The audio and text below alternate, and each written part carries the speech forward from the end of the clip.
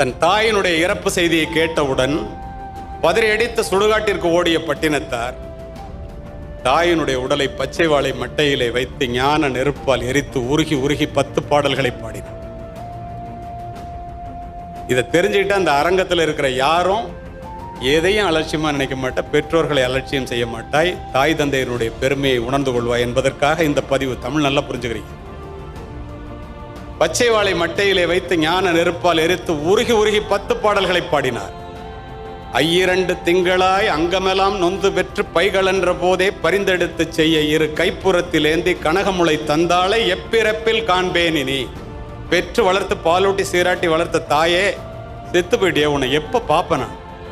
முந்தி தவம் கிடந்து 300 நாள் அளவும் அந்தி பகலாய் சிவனை ஆதரித்து தொந்தி சரிய சுமந்து என்னை பெற்ற தாயார் தனக்கோ எரிய தளல் மூட்டுவேன். எப்படி உடம்புல நெருப்பு வைப்பான் அம்மா உடம்புல?